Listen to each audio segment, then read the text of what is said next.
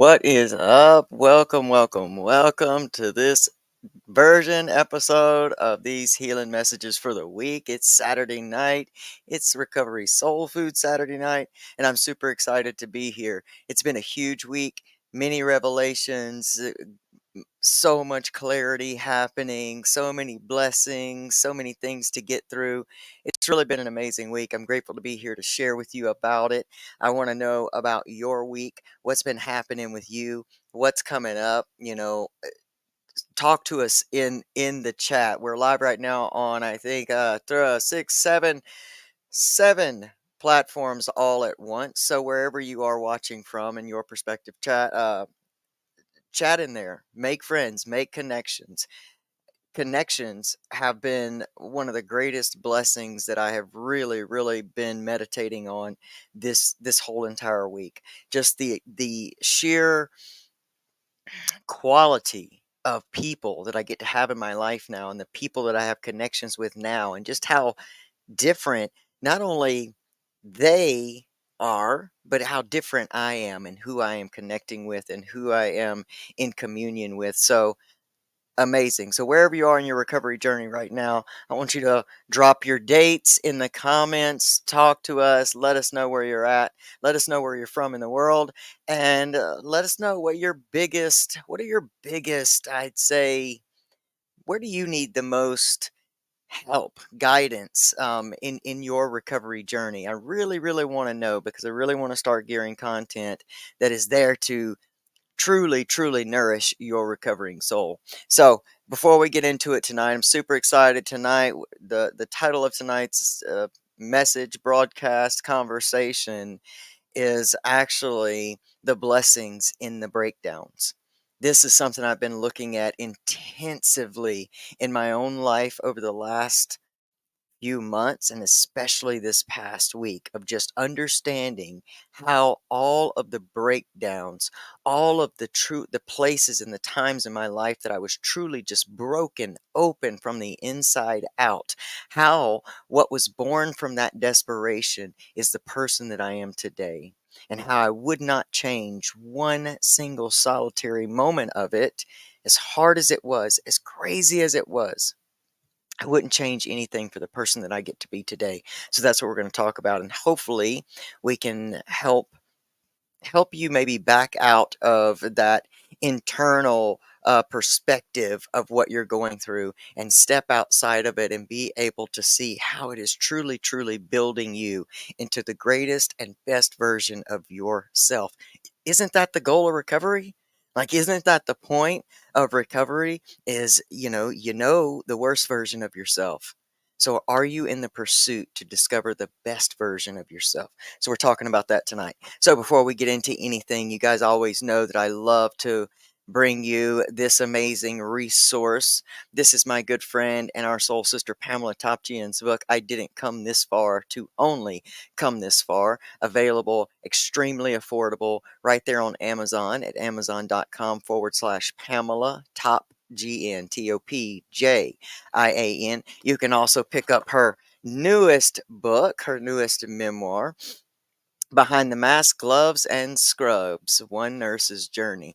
Now, our soul sister Pamela Topchian, one of our great community, I don't even know. Just she's a soul nurturer within our recovery soul food community, and she has written about her journey, and in this one, how she has dealt with family members within addiction, and working in the addiction and recovery fields as a nurse. And it's just very interesting. She's made these so affordable. It's an amazing resource, and we love her. So you can get that at Amazon.com/Pamela Top Gen. Our soul brother Martin John Garcia, which I'm still waiting to get my copy, I can't wait, has written his new version of the Tao Te Ching, and it is available at martinjohn.com. He is one of my favorite humans on earth, along with Pamela. And one of my good friends I want to give a shout out to this week, who really helped me this week, one of the great connections that I truly got to really solidify this year. And I did a great, amazing podcast episode with Tandy Gutierrez, and it's on our YouTube channel. Go back and watch that if you haven't seen that. She's just an amazing healer and helper and guide, and she has this amazing online community based studio, unicornwellnessstudio.com. She also has the Magic Spark podcast on Apple Podcasts, Spotify, wherever you get your podcasts from. If you utilize many different things in your healing and recovery journey, then if you're like me, I use a lot of astrological planetary energies, because everything is energy. We're working with energy. And the moment that we understand and accept that we're working through energy in this world and everything is that, then we can start to utilize great resources that are here for us. And that's one of the ones is super, super helpful for me. Just the way, planetary energies and the way that the moon is and different things, because it helps me go through my life. Sometimes you can be going through this rut and you have no understanding of it. You're just like, what's wrong with me? Like I have no energy. I'm grumpy. I'm triggered, super triggered. My recovery is super hard. What's happening? And it just happens to be the energy of whatever planet alignments that there are. And so for me, it helps me to know that. So you can get a lot of that information and connect with Tandy. She has a magical mentoring program that's not necessarily addiction recovery based, but it is soul healing based. And that's what we're about here. Magic Spark Podcast, unicornwellnessstudio.com, Dao Ching at martinjohn.com, Amazon.com/Pamela Topjian. I love you guys so much, and I'm super ready to get into this healing messages of the week, the blessings in the breakdowns. Man, y'all, if you're ready, I'm ready. Let's go.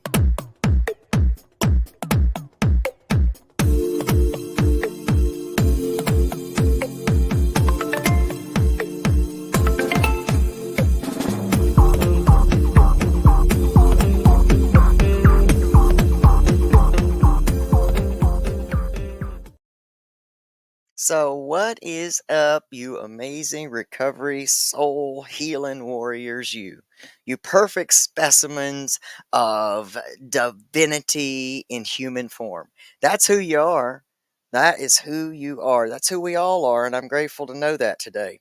This has been such an amazing week, filled with its own type of worry and circumstances. But what came along this week for me was some clarity, came through a friend. Our friends and our connections, they're basically just channels for divine spirit to come and minister through, whether it's to minister a mirror of what needs to be changed, or it can minister a mirror of, hey, you're doing really good, and here's the evidence of that, because you've got some really awesome, amazing human beings in your life, and your vibe attracts your tribe. So it's easy to look at some of the work that you've done. And so I got some really great clarity from one of my great friends, and just a sister that I know that I have known before, Tandy Gutierrez, who did a special message for me and sent it to me. And it was every answer that I've been looking for, all the stuff I've been talking to you guys about every week, of places that I just could not figure out what was happening to me. What was happening? And as I have received such clarity this year, or this week, about really why my practices, I was really being hard on myself, really being super hard on myself. Like, okay, maybe I've gotten lazy. Maybe my spiritual practices, maybe I just need to start back at the basics. And I did all that. I tried all that, but nothing was hitting at the right, it just wasn't hitting the same anymore. It wasn't bringing me into that place of alignment. And so, of course, what do we always do? We turn in on self, and how we treat other people is a direct reflection of how we treat ourselves. So if we're highly critical of other people, or always easily agitated with, or wanting to rush them through things, it's because that's the way we operate and treat ourselves. And so we can't be any other way than how we are on ourselves with other people. And so, there was just so much that I was questioning within myself. I started even questioning, you know, what has it all really been for? There's just nothing was in alignment anymore. And the bottom line of it is I just thought it was me. I just thought, okay, you're not doing enough. You've got to do more, study more, meditate more, whatever it is. And nothing was happening. And so getting this message from Tandy really opened my eyes to how this is a year of that for me. Just the way everything lines up, and the way that the main themes of this year for me are going to be closing the door on things that really do not serve me anymore. Ideas about myself, belief systems about myself, identities that I have embodied. A very relatable example would be that identity of an addict. We have that identity of being an addict. And with that identity, as we embody that identity, that is the parameter with which we operate. So if the belief system is, I am an addict, we operate within that sphere. And we do not deviate from that. And so when we come into recovery, one of the first steps is surrendering to this acknowledgement of I have this addiction. Now, the way it's written out and the way it comes to us is that we have to surrender to the identity. And that's truly not the case. When we surrender to the identity, we cannot grow outside of the containment of the definition of what that is. So, in a lot of things, when we're coming up to finding places in our life that just are not really serving our highest and best good. And I don't want to say serving us because, man, with all of the language, there's so much of these principles that are being watered down, overused, and used to bypass and escape doing real work. People will do things that are inherently selfish because they are attempting to meet a need within themselves, but they will put it under the umbrella of, well, this no longer serves me, so now I must do that. And the waters are getting muddied with all of that stuff. That's why I tell you, go back and watch last week when we talked about the dangers of the 1 to 3 minute motivation, mental health, and recovery, platforms and reels. There's a lot of deeper parts to these ideas that are not being seen or heard, and they are causing great distress in places. And so, um, so where am I? Because I got this weird little message over here in the chat that is probably some kind of, who knows if it's some kind of bot, some kind of scam. It's hard to have trust anymore for a lot of stuff. So y'all could forgive me for getting sidetracked.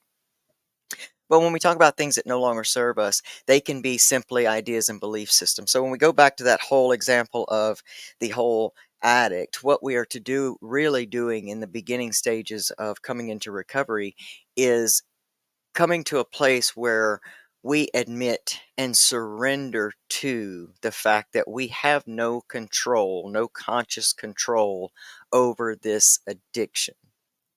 It's just unfortunate that we don't make the distinction and not pull that title in or belief system in to us. But that is necessary because you have to, in the beginning, surrender to the fact that you got an issue anyway before you can begin to even start to fix it. Or I hate to use the word fix, but start to heal it. Because remember, addiction is just a coping mechanism. And anything that we use to cope, like when we talk about let's find healthy coping skills, I'm not about just coping here on this platform. Let's don't cope. Coping means that we just basically surrender our control to that. That we're basically there's no resolve to the issue. So I'm going to cope with these circumstances. I don't want to just cope. I want to heal and change. So, that's where that whole, healthy coping skills comes in, because that's not what we're looking for. We're not looking to cope with life. Coping equals looking over the shoulder for relapse, where I'm here in a space where we go to the roots to heal that, so we're not always running back and forth. When we're talking about belief systems that no longer serve us, that is a big one, and it's a great example. How do you believe about your finances? What do you believe about yourself as a husband, a father, a mother, a student, a sister? I mean, like, what do you believe about yourself at different core levels that are very, very important? What in those things are no longer serving you? I'm in a long-term relationship. Most of you know I've been with my wife now for 18 years. And there are different ways of relating to each other that has served us over these 18 years. Very recently, we've been doing a lot of just little bitty bickering, and everything kind of feels like we're always at opposition of each other. And for the longest time, we've just been dealing with it and coping with it, and but it's gets to the point where the unrest inside gets to be so intense that you have to either change it or try to stuff it down again. And so I just quickly realized this isn't working. This is just not working for us anymore. We have earned the right to treat each other. We've earned it from each other to treat each other with more kindness and be more at peace within each other, to help shield each other from the woes and the meanness of the world, and let us have this safe container and this safe space of this, relationship that we have. And this is how we can actually help each other have more peace, prosperity, and understanding in life. And it comes to those places where you have to be willing to look at, this is no longer serving me, regardless of what it is. Whether it's something very physical you can grab onto in your life, like a job, a school, a whatever, a relationship, a familial relationship. Some of you are still trying to hang on to have relationships with family that is still in very toxic situations, and you're trying your hardest to save them from their own, trials, tribulations, and troubles, or their own addictions, that you're failing to properly take care of yourself. And so you're being more pulled down into that. Inside of you, this isn't serving me and something needs to happen. But the thought of the confrontation, or the thought of a life without these people, or the thought of making that break, or having, that conversation, whatever it is, quitting that job, taking that big leap, the thought of that becomes so overwhelming and scary that you'll stay there. Well, we're coming in this year that's coming up, especially this next week is likely going to show itself as a theme in your world, probably as well, if you're showing up here tonight. Where you're going to get to a place where you're like, I just can't keep looking at this and not do anything about it. And it's going to click into place. It's going to be one of those shifts that happen that it just seems like just a little bit. You just needed that last little thing for that piece to fit in, where you just stand up and say, this isn't working for me anymore. How can I change it? And be very right there, willing to take the steps to do that. I do that. Yes. Alexis says, I'm holding together with pure grit, perfected procrastination, stretched thin, overwhelmed, stressed, and living on a prayer. And that, my beautiful friend, is precisely why I wanted to even do one of these videos tonight, because as I've been having these conversations with my cousin who's here, who it's such a blessing to get to see that, the work that I've gotten to do in my life, that you get to see kind of the results of it in someone else. It's amazing. But we've been having these amazing conversations because he's going through a big shakeup and a big break open in his world. And we've just been acknowledging how these are the times when you're so broken open and stressed and overwhelmed that you feel like you're just gonna that it takes one little thing to just break it all open. That those are the absolute moments when you are so what's born out of desperation is this tremendous openness to receive what's next. And it's so many times when we're running in our lives and we're running our recovery and everything's going pretty good and we got our routine down and nothing's really deviating and everything's comfortable. That's a nice time. It's great to have those times in recovery, but more times than not, we're going to be broken open basically for a breakthrough. So I tell you, get a little excited. I know it's hard to do in that feeling, but get excited because you're right there on the edge of that one moment that's going to just break you open. But we have to get to a place where we're just so desperate and open.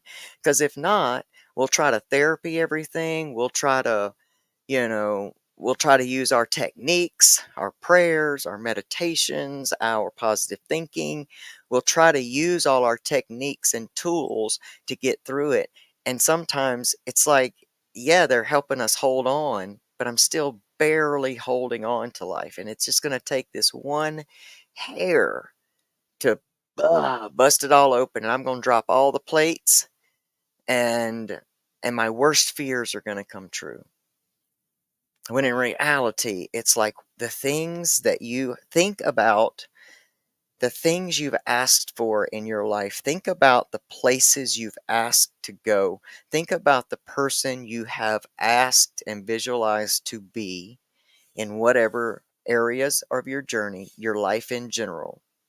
And I can, with 100% certainty, guarantee you that the place that you are now, the intense, the stress, the just about to crack, is what is along the path to the becoming of that in which you seek.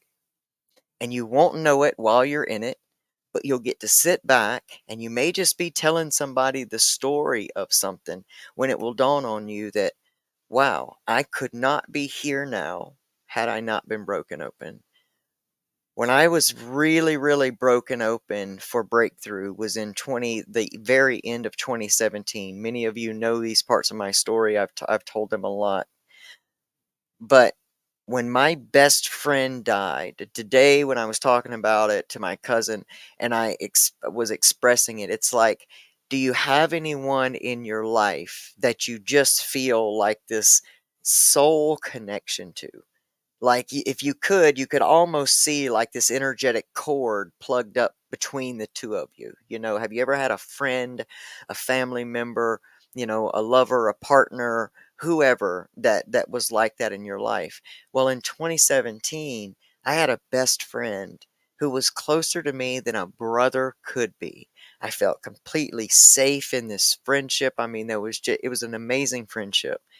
And he died suddenly, very young, um, and my world just shattered. I had never experienced loss on that level, at that intensity, ever in my life. And within 2 weeks later, my grandmother, who was my matriarch, who I also had that soul connection with, randomly passed away as well. And it was like these hits just kept coming to the point that I had to be so broken and so I had to not have any strength left to fight what was trying to happen to me. It was my time. It was time for this whole evolution to occur. In that evolution to occur, there had to be some very, very life altering circumstances to happen. And everything I did was try to I needed to escape the pain. So when I wasn't using, I was desperately trying to unalive myself because I could not see a way through it. I look back over that now and I can see every step of what was happening and how it had to happen that way in order for me to become the human being that I am today. And for me, even as far left, as much further as I still have to go, I am so grateful for the human that I am now. The grit you speak of, you got that grit from something else that you've been through. So thank God for that grit to be able to hold on. And so everything that you're utilizing right now to stay in your strength is something that you've gone through in the past that has now brought you to becoming of that. And that is what our lives are laid out to be about. There are these themes and these things that we are supposed to, anybody in this addiction recovery space, that is part of what your purpose is here, is to work on that in your familial generational line. When you heal parts of yourself, and also remember, addiction is like a neon sign for trauma that's asking to be healed. It's asking to be healed. The way that it does that is we go through addictions, because addictions numb the pain of what we cannot properly seem to work through, or what we can't sit with and hold on to and accept as is. So we're escaping this pain, and then that becomes so out of control that you have no choice but to look at it. And at some point, if you are lucky enough and blessed to live long enough to get to the place where you say, no more, I can't do it. Look how far you got to be pushed before you get to the place of, took me 22 long, suffering years of escaping my own self in that way before I finally went, I can't do this anymore. And, so I'm grateful for that. But all of these things in these places where we're being broken open, they are breaking us open for the next level of whatever it is that's coming in your life. What have you asked for? What are you moving towards? What is your vision? And this year, your visions are going to be very, very important. And it's it's very valuable to be clear, not clear on stuff, not clear on stuff you want to have or stuff you want to get or positions you want to reach, but very clear on the person that you want to be. How do you want to feel about yourself at night? When you lay down at night, how do you want to feel about yourself? That's a vision for who you are. As we got to stop with the, manifesting cars and jobs and monies and all of that stuff. I'm not saying there's not a place for that, but the most important is, how do you want to feel every night before you go to sleep? That was a big thing for me. I would have go over an inventory in my mind every night before I went to sleep of, did I hurt anybody today? Did I lie today? Did I cheat today? Did I have to compromise my own integrity today?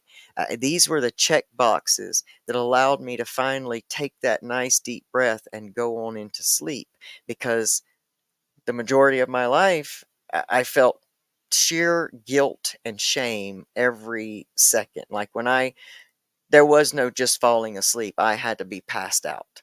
I had to make myself pass out because I couldn't live with the person that I had to become in order to stand in the belief of I am an addict. So there was only so much you can do within that container for which you believe yourself to be. So being an honest person with, great integrity and a hard worker and all of the things that I pride myself on now and embrace about myself, those things were not possible within the realm of the belief system of I am only this. I am only a traumatized, broken addict, and you can't grow from there. So for this year, it would be amazing. What's up, Stephanie? It would be amazing if you could possibly work in on honing in what a clear vision of who you want to be at the end of this year. How do you want to feel about yourself? How do you want to present to the world? Do it on many levels. How do you want to be in relationship with your family? Like what do you those relationships do you want to look at? It's way too far too tempting to always stare at all the problems we have. That's how we've been taught. You just stare at the problem and wish it were different, but you never get a clear vision on how you want it to be different. We're just so easy to go into the program of, well, these people need to fix this, and this before I can feel like I can hang out with, or whatever it is. When in reality, what is it that you would like to see? Can you start to get yourself into a habit of letting the contrast show you what it is that's truly wanted and let you focus in on what is wanted versus what is not wanted? Because a lot of times it's so much easier for outside entities to see clearly what other people are going through. Meanwhile, it's hard to see what you're going through, but it's easy to see what other people are going through, and it's quite easy to have the answers that can help them fix it. But they may not be interested, and they may not care what you think they should do. And that can be a frustrating dynamic, especially within families. So what is the vision that you want to have for yourself? I urge you to start becoming clear on that. Use this year. This 2024 is a big year of revelation. What's true on the macro is true on the micro. So while we're having these big revelations in our prospective countries and our world, we're also having these big revelations within ourselves. And a lot of the work that you have been doing already up until now has been preparing you for what is coming up this year, and it is also helping you level up into where you want to go next. But how do you go somewhere if you do not have any type of clear vision? If you're going somewhere on a map, you have to know where you are and you have to know where you want to go. That way, the map makes sense. If not, it just looks like chaos. And the likelihood that you're just going to get lost and be a wanderer is more likely than not. So know where you are and don't be afraid to admit where you are. You know, like, forget the judgment of others. If you're on a healing journey, if you are one that is in, especially in type a spiritual healing type of space,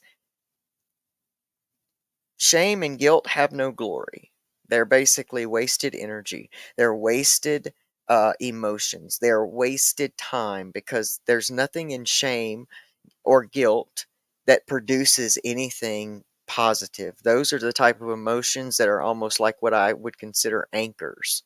They are anchor emotions, which means they anchor you into the basically the definition of that.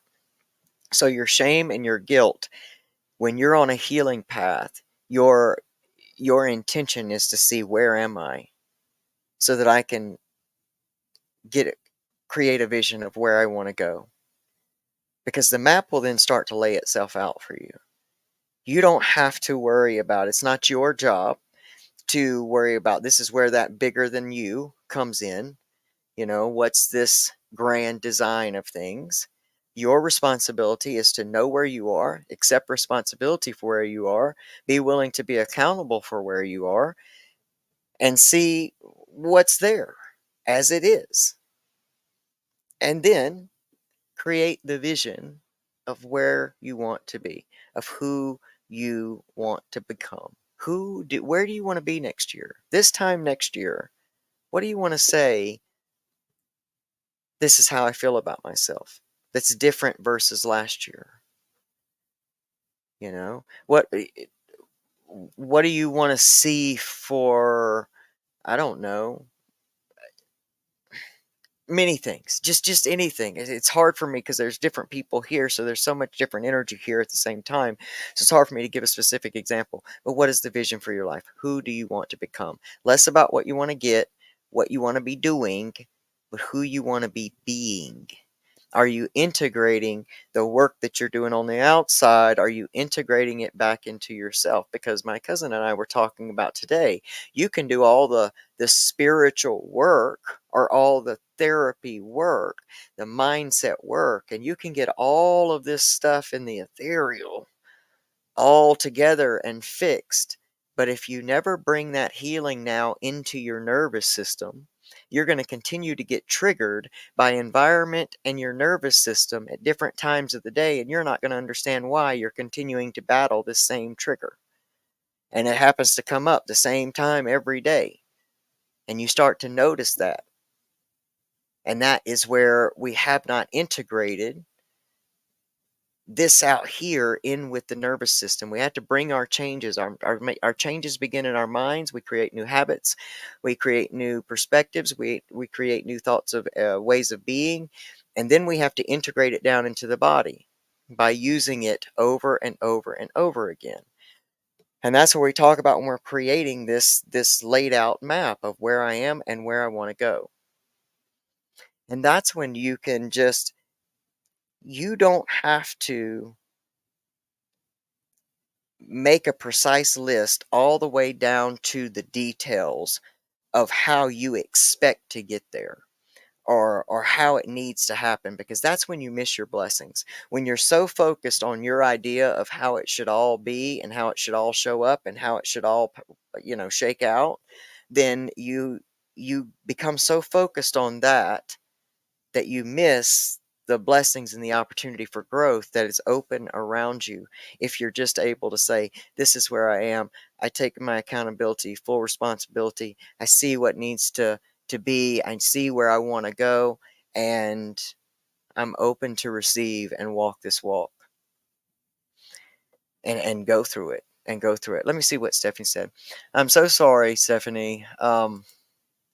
Stephanie says, my boyfriend died on January the 14th. I'm lost and need to speak to you. You need me. I know nothing. I'm screwed up and still have my sobriety of 1/1/22, 2 years, and you're very afraid.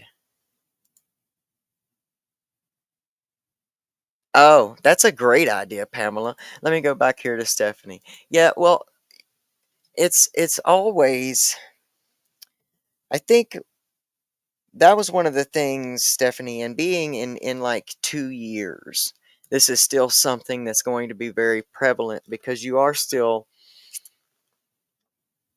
battling all the things at once. You are still battling the mind, body, and spirit all at the same time.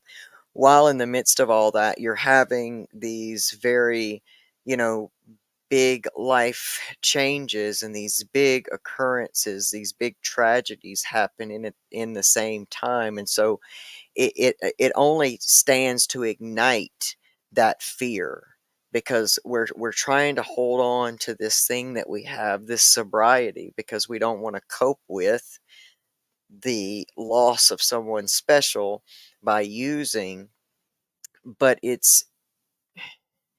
becomes about utilizing, I guess, resources that can, I guess, help you through. It's so hard to explain, but you're in a place right now that to be afraid, to be scared, to feel like you have no security underneath you because you just feel like you don't know anything anymore, because a shakeup like that basically yanks your foundation out from under you. And when we don't have the foundation, we feel like we're floating through space with no real direction and no place to be, or who we are to be. Because when someone dies like that, especially a partner, that also affects your identity, because you have an attachment to the identity of, this is my boyfriend, this is my partner. And when that's gone, part of your identity dies in the midst of that as well. And our identities is what kind of gives us some security, give us a little bit of peace. So when we can say, I am something, or this is me, this is an aspect of me, we build a comfortable person, we build a comfortable situation, we build a life. And then And then it gets shaken out or taken away, or something tragic happens, and all of a sudden we don't have that security. So fear is a natural thing to be at 2 years in sobriety. It's natural for you to be fearful. At the same time, you could probably be really, really feeling very triggered to use, because maybe 2 years ago, this would have been something that would have been like the green light in, I can't take this. And so it's easier, I guess, to look at, if I could hone you like any nugget of anything, it's easy to look at how this is overwhelming and fearful, and the sadness of it all. And this has nothing to do with the sadness. You've got to grieve that out. You have to be sad. You got to feel all that stuff. But maybe in those moments, versus being completely focused on the fear, maybe you can try in those moments to think about how well you actually are doing. You know what I mean? How well you actually are doing, because you are going through this. You are going through this, and as whacked out and as wild as you feel, and as out of control as you feel, you are in a community. You are speaking out about it, and that's something way different than what you may have done before. What is up, Austin? It's so crazy that my buddy Austin is here, because I was in Wilmington last week, and I thought about you, wondered how you were doing. Some people use loss as a reason to use, and I feel they were just looking for a reason. Maybe not every time, but more cases than not, it's used as an excuse. I, I did, I used it to allow myself, when I was going through that big, like when my brother died, when my best friend died, that was like a green light and foot on the gas pedal for me to just go as far out of control as possible. I didn't want to feel 1 second of that hurt, and yet I couldn't feel anything but that hurt. And so, yeah, I really, really did. That was really my thing. It was like, well, I can't even be mad at myself right now, because this hurts so bad. Who wouldn't use? So yeah, Austin's right. Stay strong there, Stephanie, and if we'll all embrace you and send you prayers and keep lifting you up in our special ways, and sending you loving energy, because that's no easy situation. Like, there's no part of this is what angers me about 1 to 3 minute mental health and law of attraction doggone reels and social media, is this stuff is riddled with hard stuff. This is life, and there is no process that they can sell you or teach you in those 1 to 3 minutes that is going to make it to where your life does not experience its own highs and lows. There is no mastery of that. That is an illusion, that there's a destination that we get and we go, oh, okay, I'm happy now, all is well, and we can coast back. That's part of the illusion. And people don't even realize that they're buying the illusion when they are so immersed in this content, because these algorithms, they just keep showing you the same thing. And as it does that, these little ideas are really being, y'all, you just don't know, man. Be very selective of your content.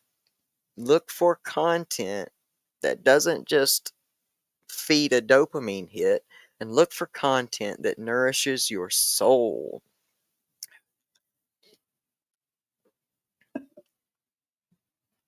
I will absolutely do my best, Stephanie. I will absolutely keep that in mind, and I will do my very, very best. I can't promise much for this coming up week, because, man, when I tell you, I'm speaking to you from a place of, man, I'm going through this with y'all too. Like, it's big shifts, big changes. I feel kind of a reprieve right now in my life, in my energy, and it's surprising because it's a full moon, and usually I'm completely whacked out. And like like everything is just off, and I can usually tell, oh, it's a full moon. But this has been a really, really nice full moon cycle. This has been much easier. My energy is so much lighter. I feel, just more at ease, but I'm still like working through and going through a lot. But I will always be thinking about you, and I will keep that in there, and I will do my best to try to make some time. Hello, Jessica. Jessica says hello, new here. Well, thank you for being here, and you're certainly welcome in this space, and I hope that something here will resonate with you. Um, you know, this is a healing space. This is a space. We go way deeper than counting sobriety days. We're here to kick, addiction's ass for good, and and create the best possible versions of ourselves here. And so I appreciate every one of you that are here. You're here for you're here for a valuable reason, that you're brought to this space for something, because I don't do a whole lot of sharing these things out anymore. I just kind of put them out organically and let them go how they go,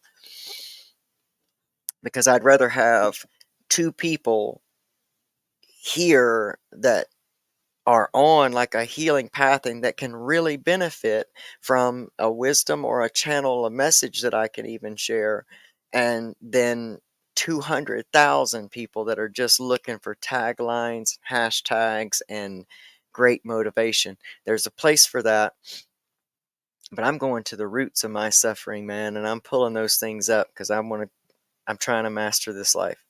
Got to master this life. All right. Well, thank y'all so much. Oh, Austin says moved away, had to get away. Understand that. Got custody of my son. Congratulations. Living in South Carolina. Just got a job. Starting 2 weeks. Hate adulting. It is hard. And taking care of your son alone. Yep. Sounds like you're in one of those broken open for breakthrough moments, man. This is another one of those things where those doggone legs are being strengthened underneath us. I avoided adulting for the longest time, but I want to tell you what I got to learn the other day. That's why this has just been such a remarkable week. Is I was working in just suffering. It was bitter cold, wind, hands and knees, just sanding a deck all day, and all by myself. I usually work with my family and stuff, but I was all by myself.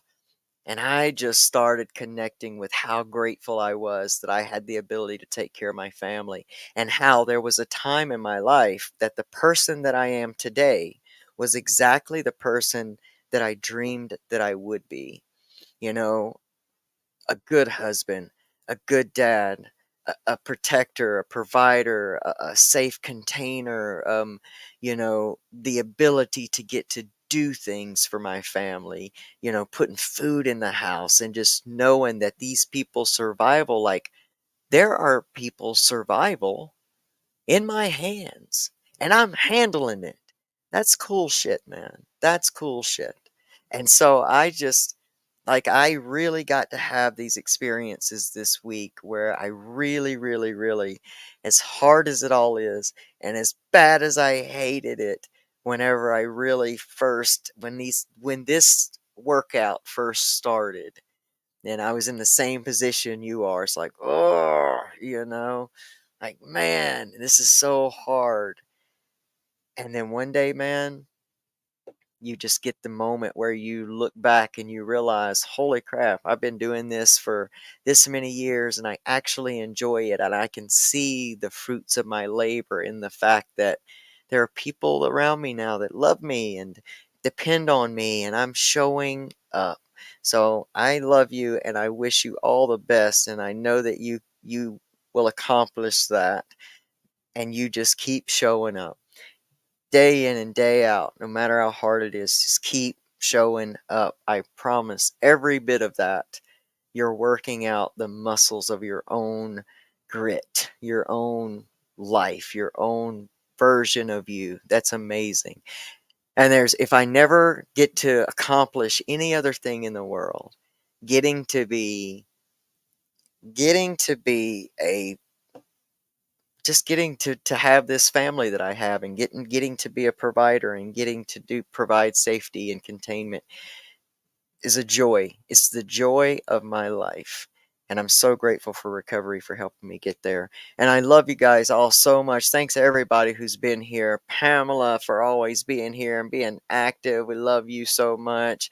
And our amazing young friend, Alexis. It makes me so happy to see younger humans reaching for this type of knowledge and this type of wisdom. That means that the work we're doing is meaning something, because if there's one less day of suffering for someone else, then that means we did it. We did something. It's amazing. So I want y'all to have an amazing, amazing week. Thank you again for showing up. Stephanie, Austin, love all of you. For everybody that I don't see in the comments, and people that'll watch this later, thanks so much for allowing me to just come here and show up randomly, a random human on a random Saturday night, and talk like this. Thanks for spending the time with me. Thanks for supporting. Thanks for all the stuff. This is my passion, and this makes me happy, and I'm grateful to get to do it.